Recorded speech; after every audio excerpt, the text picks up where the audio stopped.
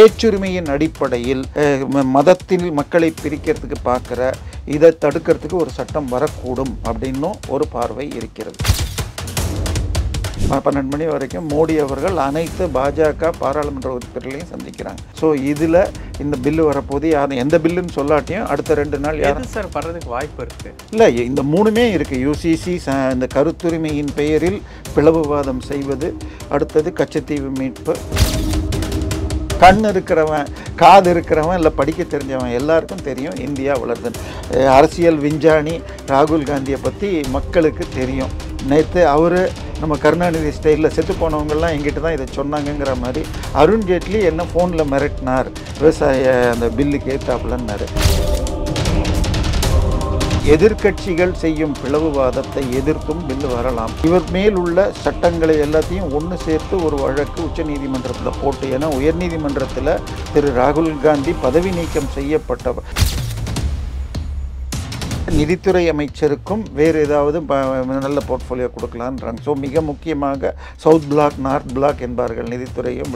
இது ரெண்டிலையுமே மாற்றங்கள் வருங்கிறாங்க. பட் இதை ஜனாதிபதிட்டு டிஸ்கஸ் பண்ண மாட்டாங்க. ஸோ இதை தாண்டி ஏதோ முக்கியமான பில்கள்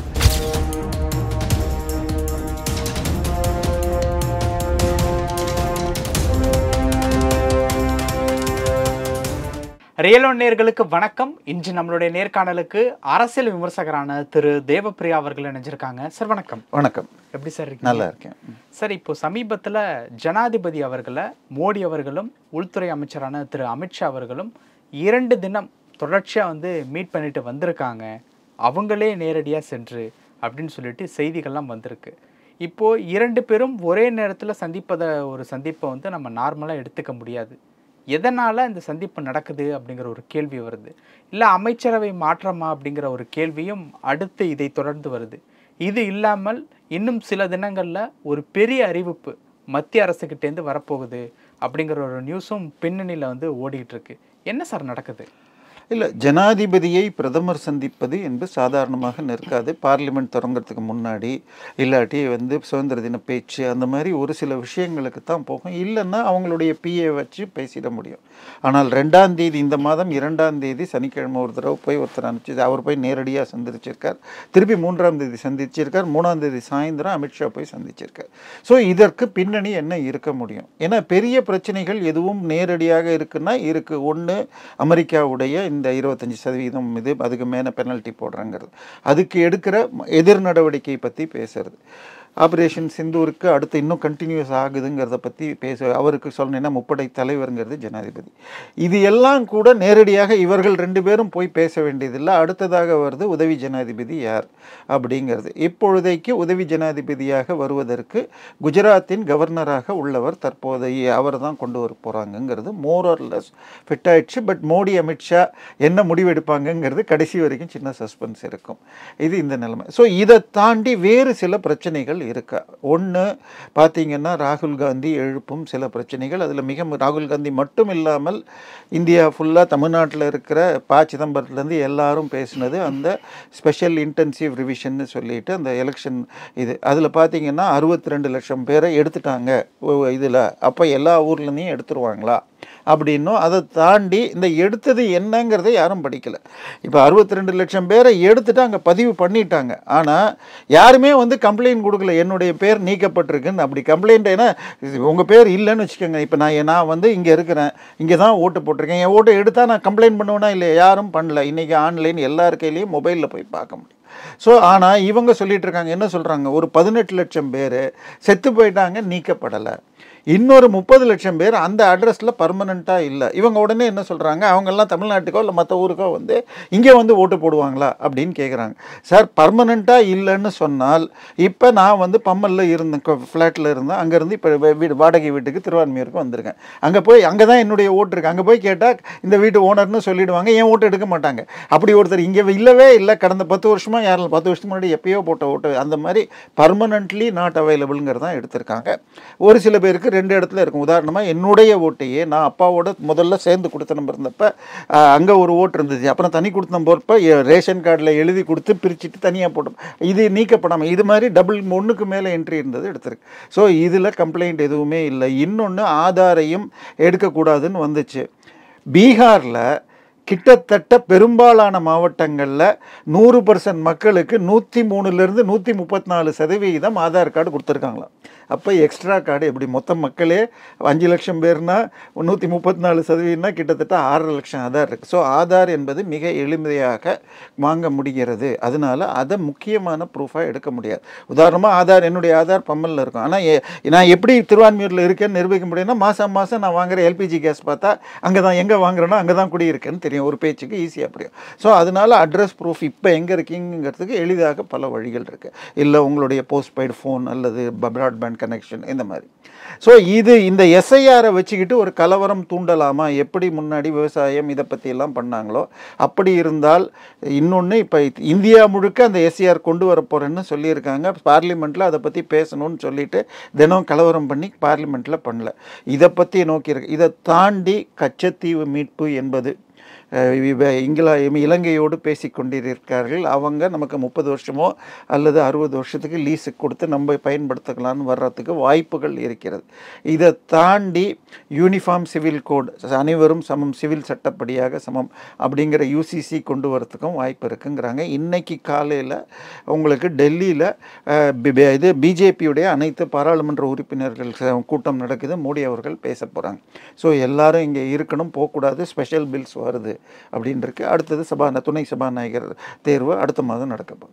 ஸோ இப்போ இதை தாண்டி ராகுல் காந்தி மேலில் இருக்கிற கேஸு, அடுத்தது அவர் அந்த ஏற்கனவே பேசிய பல பேச்சுக்கள். நேற்றைய தினம் சீனா அவர் இங்கே நம்ம தமிழ்நாட்டில் கன்னியாகுமரியிலேருந்து ஆரம்பித்தார் பாரத் ஜோடோ யாத்திரை. போகிறப்ப 2000 கிலோமீட்டர்களை சீனா நம்மிடமிருந்து எடுத்துக்கொண்டது அப்படின்னார். அதற்கு எந்த ஆதாரமும் இல்லை, எந்த விதமான இதுவும் இல்லைன்னு சொல்லி ஒரு இராணுவ வீரர் போட்ட வழக்கில் அவருக்கு ஜாமீன் கொடுக்கறதுக்கு முன்னாடி சுப்ரீம் கோர்ட் என்ன சொல்லியிருக்கு, ஒரு இந்தியராக மனதளவில் இருந்தால் இந்த மாதிரி பொய்யை போய் ஊராக சொல்ல மாட்டேன் அப்படின்னு சொல்லிடுச்சு. ஸோ இந்த அளவுக்கு வந்த பிறகு அந்த குடும்பத்தின் மீது வேறு சில நடவடிக்கைகள், அங்கே கைது, நேஷனல் ஹெரால்டு போன்ற விஷயங்கள். அப்படி இருந்தால் எதிர்க்கட்சிகள் கலவரம் வந்தால் அதை முன்னாடியே சொல்லலாம். ஜனாதிபதி கிட்ட இந்த மாதிரி ஆக்ஷன்ஸ் சிலது பிளான் ஆகிட்டுருக்கு. இவ்வளவு ஆதாரங்கள் கிடைச்சிருக்கு. இதற்கு அடுத்தது பார்த்திங்கன்னா சனாதனம் என்ற ஒரு விஷயத்தை வச்சுக்கிட்டு எதிர்ப்புன்னு இந்தியா ஃபுல்லாகவும் இதோட மெயின் ஃபல்கரம் தமிழ்நாடாக இருக்கிறது. பட் இது கொஞ்சம் கொஞ்சமாக பரவுது. முந்தானத்துக்கு பார்த்தீங்கன்னு சொன்னால் நம்ம கமலஹாசன் பேசுகிறார், சனாதன சங்கிலியை இருக்க கல்வி தான் வேணும். சார், சனாதனம்னா கல்விக்கு, சனாதனத்துக்கு எதிர்ப்பு கல்வி இல்லை, சனாதனம் தான் கல்வி. கற்று ஈண்டு மெய்ப்பொருள் காணா மற்ற ஈண்டு வாராநெறி, மீண்டும் பிறக்காமல் இருக்கும் வழியை கூறுவது சனாதனம். இறைவன் திருவடியை பெறணும். உனக்கு கடவுள் நம்பிக்கை இல்லைன்னு சொன்னால் ஜாதி வேறுபாடு பார்க்கறது தான் சனாதனம். பிறப்பால் ஒருவனுக்கு பதவின்னு சொன்னால் இதுதான் திராவிட பண்ணையாரியம். இது சனாதனம் இல்லை. வேண்டுமென்றே சனாதனம் என்றால் மக்களுக்கு ஒரு கெட்ட வார்த்தையாக மாற்றணும்னு திட்டமிட்டு செய்யப்படுகிறது. உங்களுக்கு திராவிட கட்சி, இது திமுகவில் யாருங்க தலைவர்? கருணாநிதி, ஸ்டாலின், உதயநிதி. இப்போ இன்பநிதிக்கு பதவி கொடுத்தாச்சு ஆல்ரெடி. அவர் போய் இப்போ தினம் முரசொலி ஆஃபீஸில் போய் கலைஞர் டிவி ஆஃபீஸில் அங்கே உட்கார்றான்னு சொல்லி வந்துடுச்சு. சரி, அங்கே தான் இப்படின்னு பார்த்தா வைகோ கட்சி அவர் எதுக்கு பிரிஞ்சு வந்தார்? ஸ்டாலினுக்கு பதவி கொடுக்கக்கூடாது, எனக்கு வாய்ப்பு இருக்கான்னு சொல்லி வந்தவர் இப்போ தன் மகனுக்காக தன் கட்சியில் எஸ்சி பிரிவை சேர்ந்த மல்லை சத்யா எப்படி என் கட்சி பதவியை கேட்கலான்னு அவரை துரோகி பட்டம் கட்டுறார். சரி, இவங்க 2 பேராவது அரசியல் கட்சின்னு பார்த்தா திராவிடர் கழகத்துடைய தலைவர் வீரமணிக்கு பையன் அன்புராஜ், அவர் இது வரைக்கும் ஏதாவது பேசியிருக்காரான்னு தெரியாது, ஆனால் துணை பொதுச் செயலாளர் பதவி. ஸோ திராவிட பண்ணையாரியம்ங்கிறது தான் அப்பா பையங்கிறது. எதையாவது ஸ்டாலின் இருக்கட்டும், உதயநிதியாக இருக்கட்டும், இன்பநிதி ஏதாவது படித்து ஒரு 10 நிமிஷம் தப்பு இல்லாமல் பேசுவாங்களா? தமிழில் சொல்லுங்கள், இல்லை அவங்க தாய்மொழி தெலுங்குலையாவது பேசட்டும், இல்லை இங்கிலீஷில் பேசட்டும். இதுதான் இவங்க நிலைமை. கல்வியை உருவாக்குவது காமராஜரும் சனாதனமும். கல்விக்கு எதிரானது, மக்கள் வளர்ச்சிக்கு எதிரானது திராவிட பண்ணையாரியம். அதை விட்டுட்டு, அதுவும் அந்த மீட்டிங் அருமையான மீட்டிங், நடிகர் சூர்யா செய்யும் அந்த அகரம் அறக்கட்டளைங்கிறது ஒரு தனியார் நல்ல செயல் செய்கிறார். தன்னுடைய அளவுக்கு அதிகமான வருமானத்தை பிரித்து கொடுத்து மேலும் வசூல் செஞ்சு பண்ணுறார். அந்த விழாவில் இந்த மாதிரி அரசியல்வாதிகளை கூப்பிட்டுருக்க வேண்டாம். உட்காண்டு என்னது இப்போ ஈவே ராமசாமியார் பேச்சும் செயலும் to put it lightly is madness அப்படிங்கிறது உச்சநீதிமன்றம். அவர் இல்லாட்டி படிக்க மாட்டீங்கன்னு சொல்லி பெரியார் கழகத்திலேருந்து ஒருத்தர் பேசுகிறது, இதெல்லாம் வந்து அந்த நிகழ்ச்சியோட தரத்தை குறைக்குது. ஸோ இந்த பேச்சுரிமையின் அடிப்படையில் மதத்தில் மக்களை பிரிக்கிறதுக்கு பார்க்குற இதை தடுக்கிறதுக்கு ஒரு சட்டம் வரக்கூடும் அப்படின்னும் ஒரு பார்வை இருக்கிறது. ஸோ அதனால இது எல்லாத்தையும் நோக்கி அடுத்த 2-3 நாளில் நிச்சயமாக இன்னைக்கு காலையில், இன்னைக்கு செய்தி இன்னும் வரல, காலைல 10 மணிலேருந்து 1 மணி வரைக்கும் கிட்டத்தட்ட 12 மணி வரைக்கும் மோடி அவர்கள் அனைத்து பாஜக பாராளுமன்ற உறுப்பினர்களையும் சந்திக்கிறாங்க. ஸோ இதில் இந்த பில்லு வரப்போது எந்த பில்லுன்னு சொல்லாட்டியும் அடுத்த 2 நாள் யாரும் சார் வர்றதுக்கு வாய்ப்பு இருக்கு. இல்லை, இந்த 3மே இருக்குது. யூசிசி இந்த கருத்துரிமையின் பெயரில் பிளவுவாதம் செய்வது, அடுத்தது கச்சத்தீவு மீட்பு, இது அல்லது அடுத்தது உங்களுக்கு இந்த எதிர்கட்சிங்கிற பேரில் மக்களை பிளந்து கொண்டுருக்காங்கல்ல, அதை இது பண்ணணும்ல. ராகுல் காந்தி அங்கே ட்ரம்ப் பேசுகிறாரு, என்ன பேசுகிறார், இந்தியா டெட் எக்கானமி அப்படிங்கிறாரு. சார், உலகத்திலேயே நேற்றுக்கு தான் வந்து இது இன்டர்நேஷ்னலுக்கு இந்த இது சொல்லுது, IMF சொல்லுது உலகத்திலேயே வேகமாக வளரும் பொருளாதாரம்னு. வேறு எதுவுமே வேணாங்க. 2014 கடைசி வருடம் அவங்க ஆட்சி செஞ்சது. அப்போது ப. சிதம்பரம் நிதியமைச்சர். அவர் பட்ஜெட்டில், அவர் போட்ட அந்த இடைக்கால பட்ஜெட்டில் அடுத்த 30 ஆண்டுகளில் நாங்கள் 3வது இடத்தை தொடுவோம்னாரு. இப்போ அவங்க போய் 11 வருஷம்தான் ஆச்சு. நடுவில் 2 வருஷம் கொரோனா. ஆல்ரெடி 4வது இடத்துக்கு வந்துட்டோம். 2026-27 3வது இடத்துக்கு வந்துடும். அவங்க 30 வருஷத்தில் சொன்னது இது 13 வருஷத்தில் அச்சீவ் பண்ணுறோம். அப்போ வேகமாக வளருதா இல்லையா? கண் இருக்கிறவன், காது இருக்கிறவன், இல்லை படிக்க தெரிஞ்சவன் எல்லாருக்கும் தெரியும் இந்தியா வளருதுன்னு. அரசியல் விஞ்ஞானி ராகுல் காந்தியை பற்றி மக்களுக்கு தெரியும். நேற்று அவர் நம்ம கருணாநிதி ஸ்டைலில் செத்து போனவங்கள்லாம் எங்கிட்ட தான் இதை சொன்னாங்கங்கிற மாதிரி அருண்ஜேட்லி என்ன ஃபோனில் மிரட்டினார் விவசாய அந்த பில்லுக்கு ஏற்றாப்புலன்னாரு. அவர் விவசாய பில்லு வந்தது 2020, 2019 அருண்ஜேட்லி இறந்து விட்டார். ஸோ அந்த பில்லுக்கு அவர் மிரட்ட முடியாது. அருண்ஜேட்லி யாரிடமுமே மிரட்டி பேசும் தன்மை கொண்டவர் இல்லை. ஸோ கருணாநிதி ஸ்டைலில் செத்து போனவர் என் கையை பிடிச்சிக்கிட்டு காமராஜர் தமிழ்நாட்டை காப்பாற்றணும்னு சொன்ன மாதிரி இந்த மாதிரி பொய்களை சொல்லிகிட்டு இருக்கார். எனவே எதிர்க்கட்சிகள் செய்யும் பிளவுவாதத்தை எதிர்த்தும் பில்லு வரலாம். இல்லை இவர் மேல் உள்ள சட்டங்களை எல்லாத்தையும் ஒன்று சேர்த்து ஒரு வழக்கு உச்சநீதிமன்றத்தில் போட்டு, ஏன்னா உயர்நீதிமன்றத்தில் திரு ராகுல் காந்தி பதவி நீக்கம் செய்யப்பட்ட, அதாவது கீழ் நீதிமன்றம் கொடுக்குது. குஜராத் ஹைகோர்ட்டில் போனப்போ அந்த பிஜேபி எம்எல்ஏ மோடி என்ற பெயர் கொண்டவர், மோடிகள் என்று பெயர் கொண்டவர்கள் தான் திருடர்னு சொன்னது அந்த ஜாதியை குறிக்குதுன்னு சொல்லி நிரூபித்தப்போ he is a repeated offender, இதற்கு முன் பலமுறை செய்துள்ளார், இது அவர் தொழிலாக வச்சிருக்காரு. திருப்பி நேற்றுக்கு தான் உச்சநீதிமன்றத்தில் கண்டிப்பு வந்திருக்கு. எனவே இதையெல்லாம் கொண்டு போய் அவருடைய பதவி நீக்கத்துக்கு கூட வாய்ப்பு இருக்கிறது. ஸோ இது எல்லாத்தையும் இது வந்ததுன்னா நிச்சயமாக எதிர்க்கட்சி கலவரம் தூண்டலாம். அதுக்காக முன்னாடியே போய் பிரசிடென்ட் கிட்ட சொல்லியிருக்கலாம். கேபினெட் சேஞ்ச் ஆக வாய்ப்பு இருக்கா? அதுவும் பெரிய அளவில் வாய்ப்பு இருக்குன்னு சொல்கிறாங்க. அதாவது இப்போ உதவி ஜனாதிபதியை நியமிக்கணும். ஸோ அது யாரை போடுறாங்க இப்போ?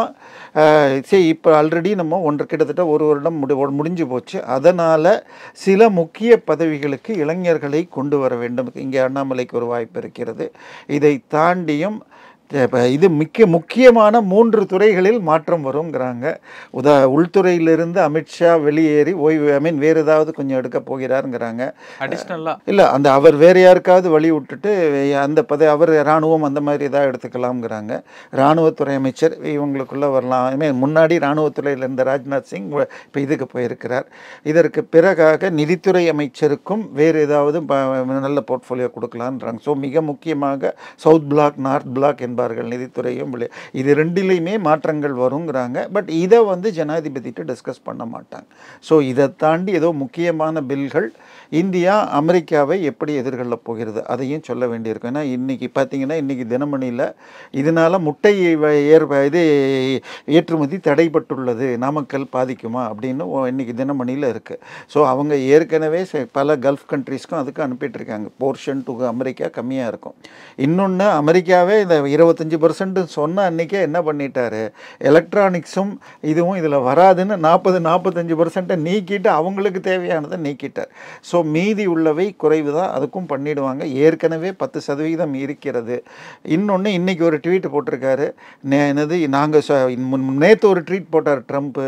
நாங்கள் சொன்னதால் மோடி அவர்கள் ரஷ்யாவிலிருந்து ஆயில் வாங்குவதை நிறுத்திட்டார்.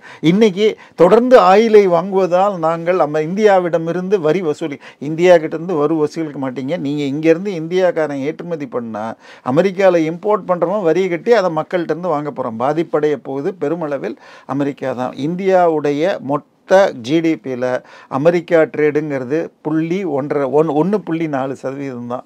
ஸோ இதனால் இந்தியாவுக்கு பெரிய பாதிப்பு வராது. பட் அவங்க ஊரில் மொபைலுக்கு தான் இப்போ எக்ஸம்ஷன் கொடுத்துருக்காரு. கிட்டத்தட்ட ஆப்பிளுடைய 40% வந்து இந்தியாவிலேருந்து தான் போகுது. பட் அதுக்கு எக்ஸம்ஷன் கொடுத்துருக்காரு. இந்த மாதிரி விஷயங்கள் இருக்கும் பொழுது இப்போ இன்னைக்கு இந்தியா வந்து என்ன சொல்லிடுச்சு, அமெரிக்காவுடைய நீங்கள் 25% போட்டால் உங்கள் நாட்டு பொருளுக்கு 25% போடுவேன்ருக்காரு. ஸோ இது போன்ற விஷயங்களையும் பேசியிருக்கலாம். ஸோ ஒன்று அமைச்சரவை மாற்றம், புதிய பில்கள் மற்றும் அமெரிக்கா இது பண்ணுறது, இது போன்ற விஷயங்களுக்கு வாய்ப்பு அதிகம். பல விஷயங்கள் பகிர்ந்துக்கிட்டீங்க. நேரத்துக்கு ரொம்ப நன்றி சார்.